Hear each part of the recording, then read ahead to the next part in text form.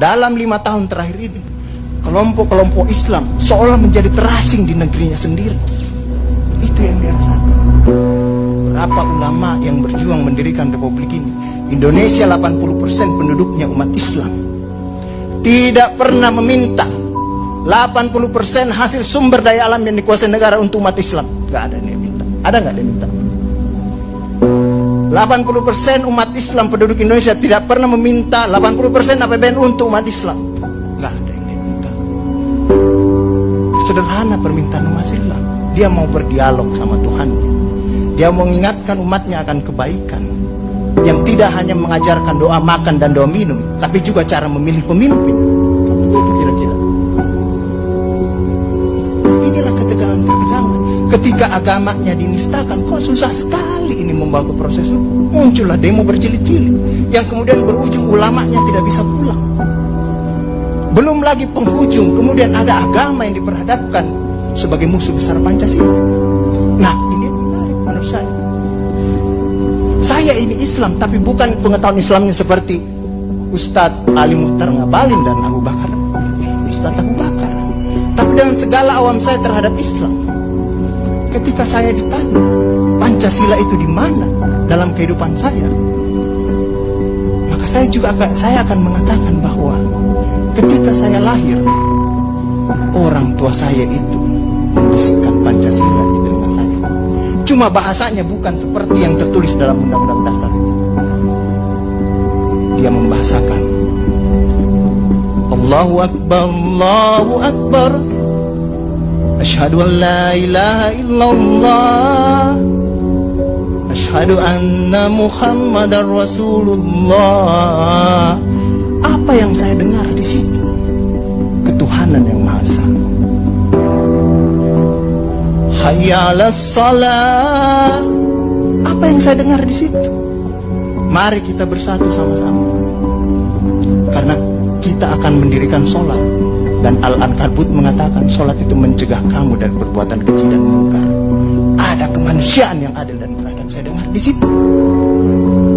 Hayya 'alal falah. Mari sama-sama menuju kemenangan. Kemenangan yang bagaimana kita peroleh?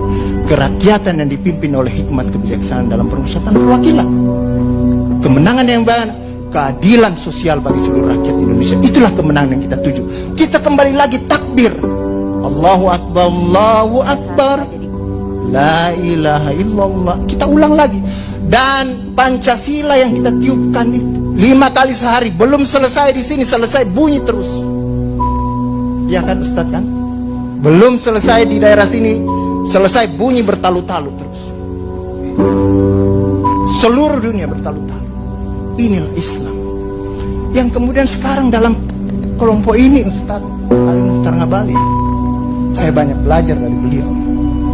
Inilah yang kemudian sekarang, kenapa kami mau diperhadap-hadapkan?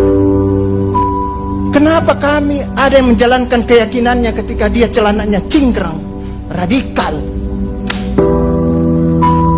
atau dia pakai cadar, dulu diperhadap-hadapkan. Saya Indonesia, saya Pancasila, ada dulu itu banyak sekali seperti itu. Kenapa kami seperti ini? Sekarang, akhirnya sekarang semua orang disuruh pakai cadar.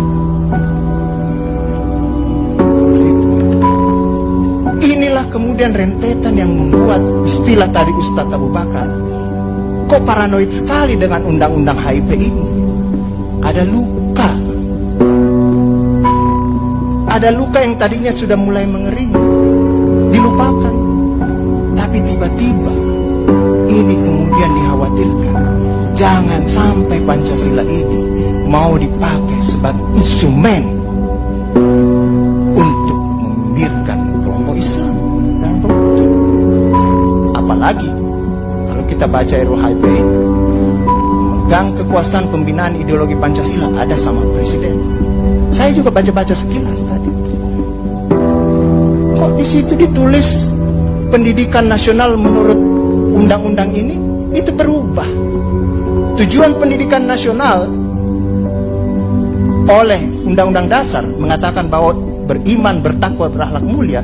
Di sini diciptakan pendidikan nasional itu bertujuan untuk menjadi tenaga ahli dan terampil. Ini kan mau dikasih jadi tukang ini bagi kapitalis kalau seperti itu berpikirnya. Nah, inilah yang kemudian yang dirasakan oleh kelompok-kelompok Islam dalam perspektif perjalanan konstitusional kita, bahwa ada yang tidak adil dilakukan oleh kekuasaan.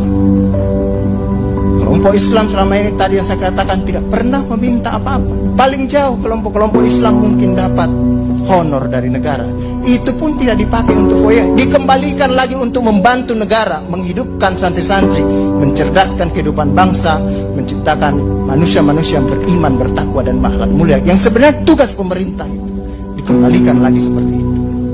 Itulah yang kemudian mulailah sekarang kelompok Islam sangat hati-hati kalau kemudian Pancasila ditiupkan terus, seolah-olah ini mau dijadikan instrumen untuk memarjinalkan